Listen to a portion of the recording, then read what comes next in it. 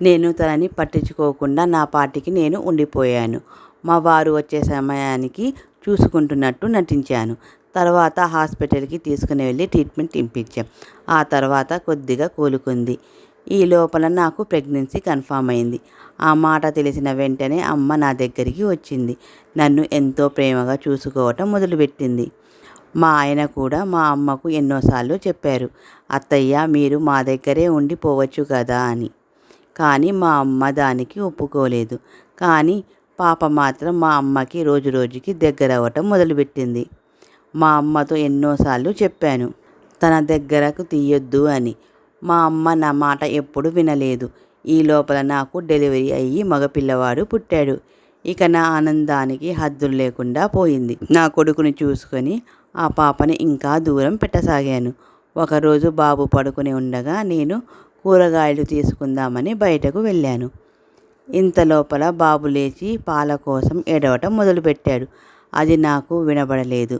పాప మాత్రం అటు ఇటు తిరిగి తనకేది దొరకక నా దగ్గరకు వచ్చి అమ్మ అమ్మ తమ్ముడు తమ్ముడు అంటే నేను తనని తన మాటను కూడా లెక్క చేయలేదు. అస్సలు పట్టించుకొని కూడా లేదు. మళ్ళీ లోపలికి వచ్చి బాబుని ఉయ్యాల్లో ఊపుతూ తమ్ముడు తమ్ముడు అంటూ ఉంది. ఆ దృశ్యం చూడగానే నాకు ఒక్కసారిగా ఏం చేయాలో అర్థం కాలేదు. నేను ఎంతో దూరం పెట్టినా కూడా తను నా కొడుకుని తమ్ముడు తమ్ముడు అని ఇంతలా చూస్తుంది అంటే నేను నిజంగా తప్పులో ఉన్న భావం మొదలైంది. ఏం చేయాలో అర్థం కాలేదు. మా మా వారు డ్యూటీలో నుంచి రాగానే పాప వెళ్ళి నాన్న నాన్న తమ్ముడు తమ్ముడు అని ఏదో చెప్పబోయింది. నేను వెంటనే అడ్డు తగిలి ఏం లేదులే ఊరుకో అని అనగానే తను సైలెంట్ అయిపోయింది. ఇక అప్పటి నుంచి పాప ఎప్పుడు చూసినా తమ్ముడు తమ్ముడు అని బాబును చూసి నాకు మనసంతా చలించిపోయింది. ఏం చేయాలో తెలియని పరిస్థితి. ఎన్ని రోజులు చేసి నేను చూసిన తప్పేంటో నాకు తెలిసింది.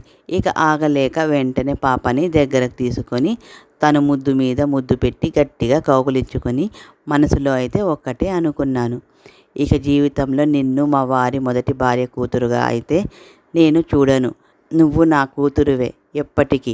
నాకు 2 పిల్లలు, ఒక కూతురు కొడుకు అనే మనసులోనే అనుకున్నాను.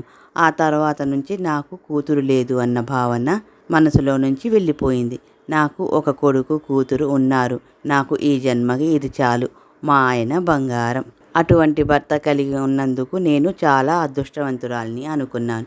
ఇది ఎలా ఉంది చెప్పండి ఫ్రెండ్స్. ఈ వీడియో కనుక మీకు నచ్చితే లైక్ చేయండి, కామెంట్ చేయండి. అలాగే నా ఛానల్ని సబ్స్క్రైబ్ చేసుకోవటం మాత్రం మర్చిపోకండి ఫ్రెండ్స్. ఇంకొక మంచి కథతో మీ ముందుకు వస్తాను.